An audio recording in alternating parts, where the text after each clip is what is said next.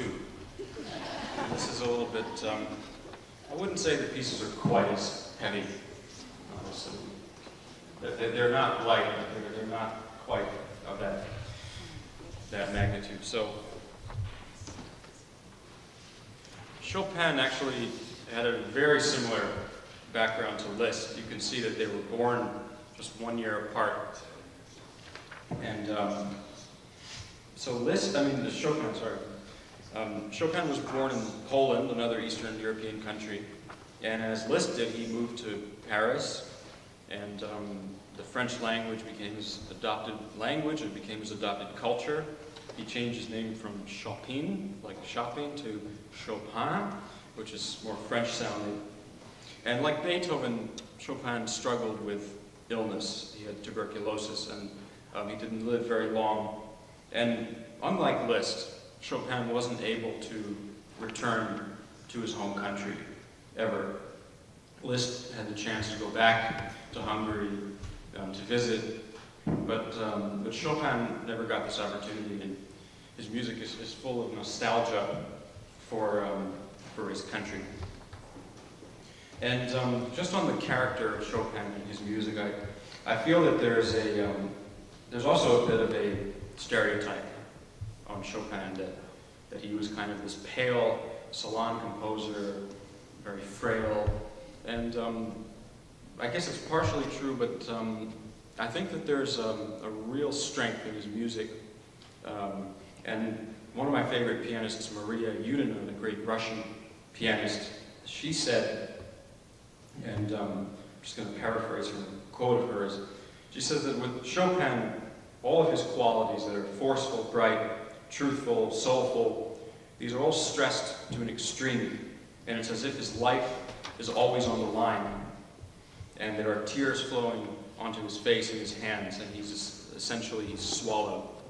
And these pieces are etudes. Etude just means study in French, and Chopin taught many students of different levels, and there was a pedagogical purpose to a lot of his pieces. And these etudes, they come out of a tradition of studies for the instrument. You know, you have Czerny and Kramer. There were many composers who wrote these pieces to train your technique.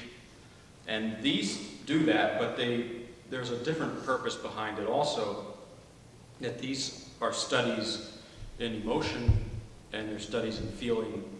And I think that that's more what they're studies in than just pure technique. They're not just drills. So I'm going to discuss 3 etudes and then play them, and then 4.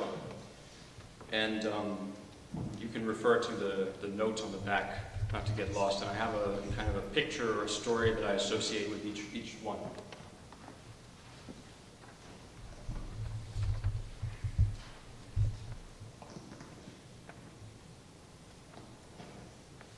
So the first etude was nicknamed by another great composer, Robert Schumann. He called this piece the Aeolian Harp.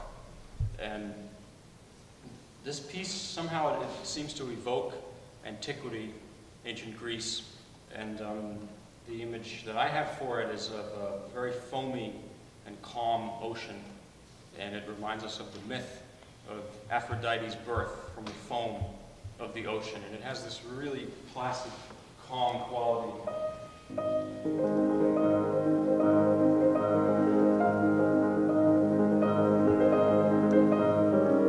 Sort of like waves, but very calm waves, and not crashing with a lot of foam. And if you go to Virginia Beach, you could see that I saw this morning. And the next etude reminds me in a way of the Russian composer Nikolai Medner's pieces that he called fairy tales. It's like a little story, like a little folk tale.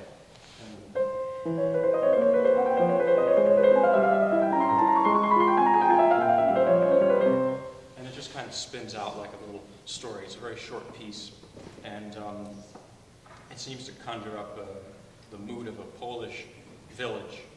And there's a story about this piece. My teacher, Vladimir Viardo, he said that when he was growing up in the Ukraine, and this was after the Second World War, there was a lot of poverty, and a strange man would come visit his mother, and he would play piano a little bit, and he would play the left-hand part of this piece for little Vladimir to fall asleep.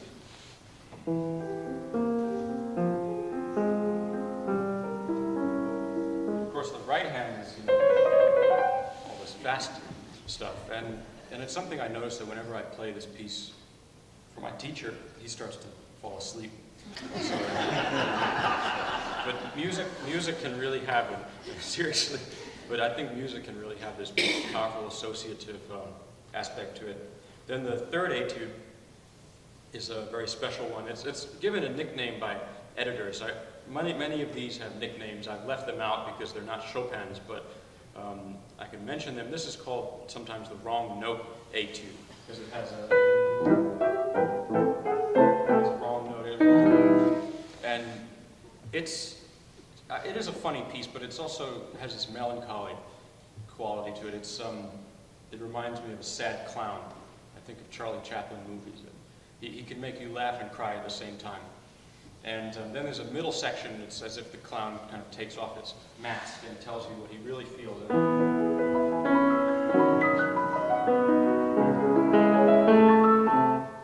And then at the end, the same music from the beginning comes back, but it's a little different. The chords are a little thicker. My teacher calls these crying chords. And the end is very special. It doesn't end normally. It ends with a kind of a recitative or a recited passage. This is from opera. And it evokes folk music.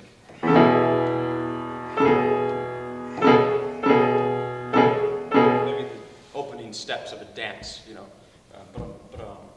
And then it just has this very emotionally outpouring cadenza.